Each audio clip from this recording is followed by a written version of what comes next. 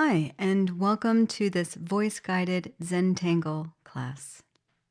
You'll need a small piece of paper, a white Zentangle tile, a black pen, a pencil, a gold jelly roll pen, and something to blend the pencil with, like a blending stump or a tortillon, or even your finger. I'm using a 3.5-inch white Zentangle tile, a graphite pencil, and a black Sakura Micron 01 pen, and a gold jelly roll pen. So let's start this class by getting comfortable and allowing yourself to relax and try to eliminate any distractions. This is your time. If you want to just jump right into drawing, fast forward about 30 seconds or so. Now, if you're still here, we can start to pay attention to our breath. And you can do this by first lowering your eyes or close your eyes. And begin to pay attention to how the air is being pulled in through your nose, filling your lungs. And then pay attention to how the air leaves your lungs and expels out through the nose. Take a few more moments to observe your breath, continuing at your own pace, breathing in and breathing out.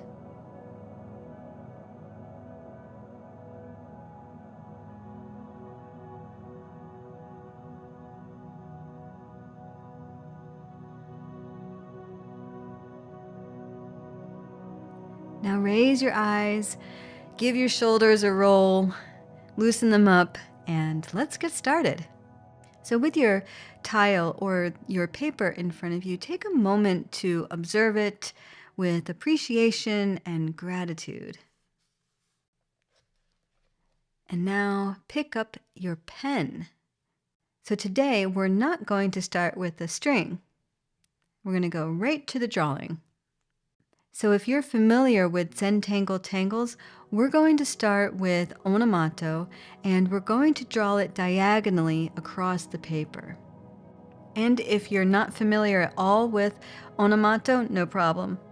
Start a bit offset from any corner and draw a line with a slight S-curve that reaches across to the opposite corner, landing also a bit offset from that corner. Now let's draw another line originating from the other side of the corner that goes all the way to the opposite corner. And this creates a wide band ribbon. Onomato has orbs on the inside of the ribbon, so you want to make this wide enough to accommodate them. Now these lines can be different from one another. They don't have to be parallel. You can let your ribbon just be what it is. So now you should have two lines running down the diagonal length of your tile. Next, we'll aura these lines. Create narrow borders for the ribbon. And it doesn't matter if you aura on the inside or the outside. And I find turning my tile so that I can see the line that I'm auraing really helps. Okay, so once you've got that down, let's start by drawing orbs on the inside of the inner portion of our ribbon. So start by drawing an orb inside the ribbon, starting at one end, and then keep drawing orbs to the other end. And they can be oval or they can be circular, it doesn't matter. Just continue down the ribbon drawing your orbs. And the orbs, they can touch each other or maybe not. Maybe they have a little bit of space in between them. They can be really smooshed up together. Or maybe they're just gently nesting next to one another. Whatever you do, take your time, enjoy making these orbs. And remember, if this is going too fast for you, you can hit pause and then rewind and come back. So once all of your orbs are finished, start to fill that triangular space that was created in between the orbs with smaller orbs. Again, taking your time, adding the orbs in the little triangular spaces created by the larger orbs. It could be that you don't have much space to put little orbs in there, and that's fine. You can just skip this part, or you can even fill in those little areas with black. So now that we have onomato running across our tile, let's put something behind it. Let's add a square behind it. And this square is going to be in the center. We're going to put something inside this square, so you might want to make it big enough, but leave some space at the tile's edge. So when you're drawing the square, once you hit the edge of onomato, pick up the pen and continue on the other side. And imagine where that square should be. How does it continue? And then continue drawing your square. Now aura that square to create a narrow border. Okay, once that's done, let's draw another line. We're going to draw a line or a border around the edge of the tile. And again, when you hit the edge of onomato, pick up your pen and continue drawing the line on the other side of the ribbon. And remembering to turn your tile as you go. Now aura that border line to create another narrow border. Now let's fill this inner space of the center square. We're going to fill it with Knightsbridge, a wavy Knightsbridge. So to complement the waviness of onomato and the straightness of the squares, we're going to draw wavy lines. A checkerboard with wavy lines. I'm going to draw my wavy lines perpendicular to onomato.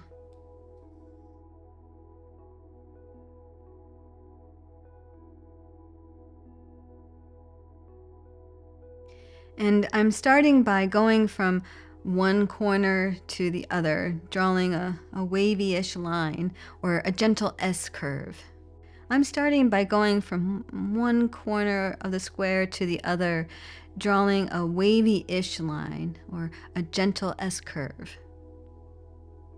And continue drawing your lines to create one part of the grid.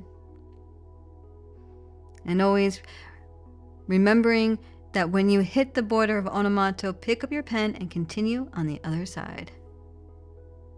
Now draw lines that cross the ones you just laid down to complete the grid.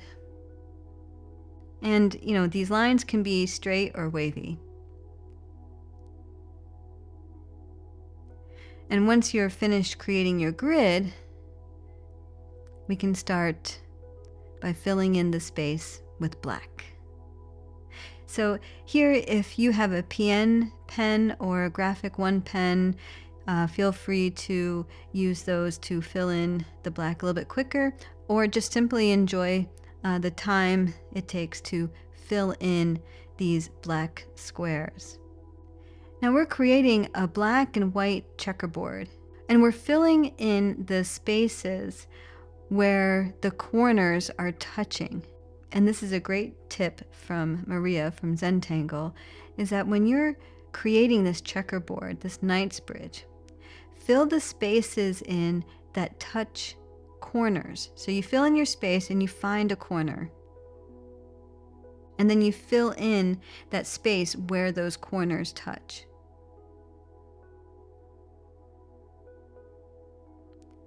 So you want to find a corner of that space you just filled in and color in the space that's touching its corner.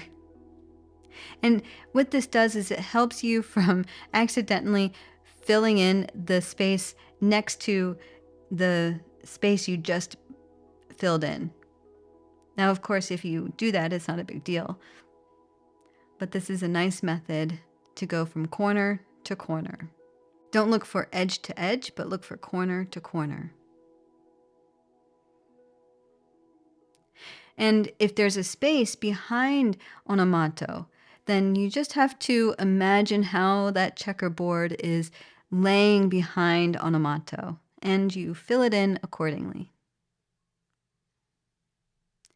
Take your time to fill in these spaces. Remember, you can always hit pause.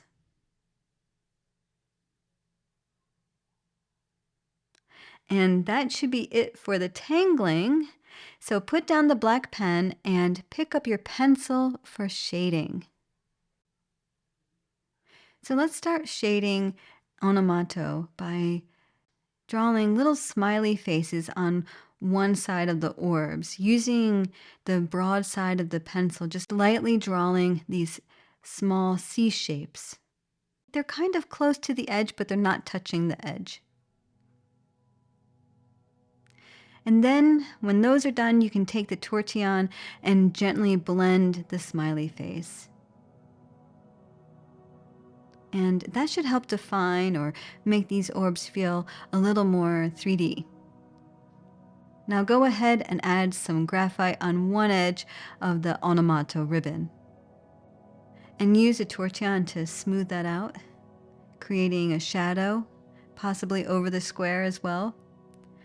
And then turn the tile and add graphite to the other side as well.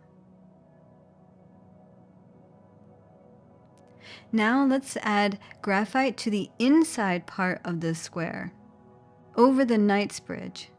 So we're going to add some graphite on the inside edge of the border, keeping the pencil's tip low and close to the line. And then smooth the graphite out towards the center of that square. And this should help add a little bit of dimension to Knightsbridge. Now that the shading is done, let's add a little gold. We've added a narrow border to the center square that holds Knightsbridge, and we added an outer border near the edge of the tile. Let's fill these in with gold. And of course, you can use any color you want. I just thought gold would look nice, but of course you can choose any color. Or maybe you don't want to use any gold. That's fine as well. Maybe you don't want any color.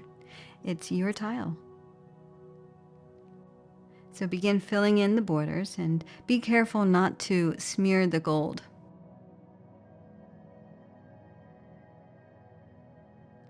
And once the ink is dry, feel free to go back over the border lines with your black pen to redefine those lines.